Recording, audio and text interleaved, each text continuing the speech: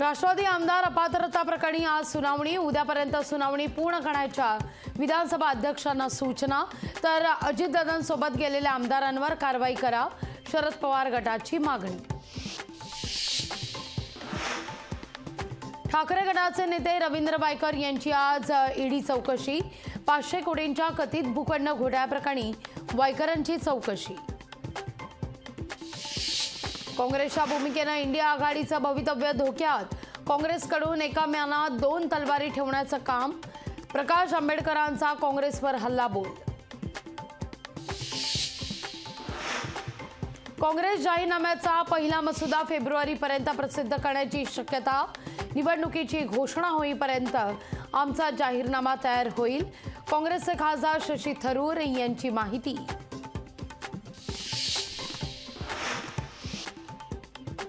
दिल्लीतल्या भाजप खासदारांची तिकीटं कापली जाण्याची शक्यता। समाधानकारक कामगिरी नसलेल्यांची तिकीटं कापली जाण्याची चिन्ह।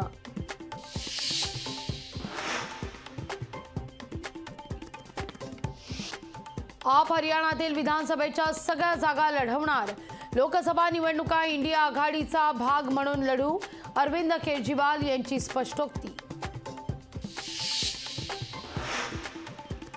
पक्षांतरबंदी कायद्याच्या पुनर्विचार होणार, कायद्याच्या पुनर्विचारासाठी संशोधन समिती स्थापित, समितीच्या अध्यक्षपदी राहुल नार्वेकरांची नियुक्ती।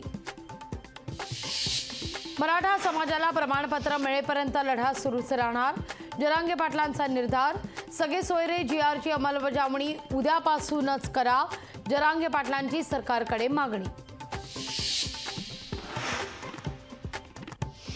अवघ्या 6 दिवसात मुंबईत 28 लाख घरांचे मराठा सर्वेक्षण, तर 2.5 लाख कुटुंबांचा माहिती देण्यास नकार।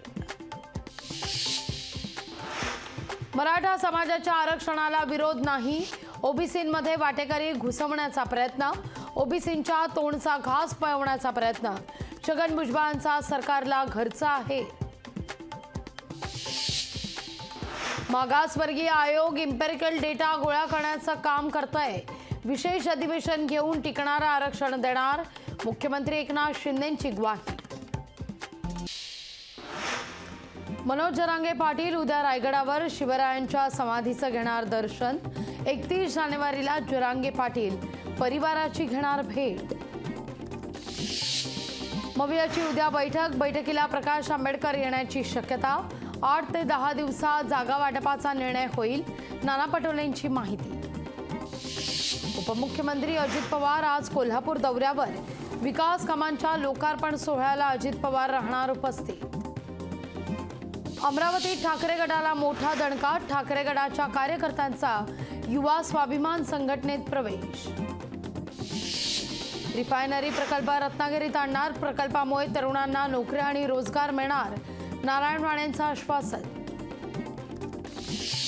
सुनील तटकरे यांनीही केलं मराठा आरक्षणाचं समर्थन, ओबीसी समाजाच्या आरक्षणाला कुठे धक्का लागणार नाही, तटकरेंचं वक्तव्य।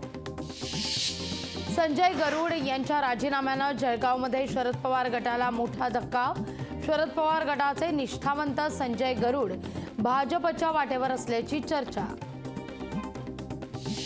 जळगाव जिल्हा पोलीस दलातील 14 पोलीस अधिकाऱ्यांच्या बदल्या, 7 पोलीस निरीक्षकांसह 7 पोलीस उपनिरीक्षकांच्याही बदल्या। दुष्काळी स्थितीमुळे हिंगोलीतील शेतकरी हतबल, आमचं रक्त विकत घ्या पण अन्नधान्य द्या, तपोवन गावातील शेतकऱ्यांची सरकारकडे मागणी। मुनव्वर फारुकी ठरला बिग बॉस 17चा विजेता, सलमान खाननं मुनव्वर फारुकीला बिग बॉस 17 या कार्यक्रमाची दिली ट्रॉफी। लोकशाही मराठी, ऐका, पहा, जागरूक रहा।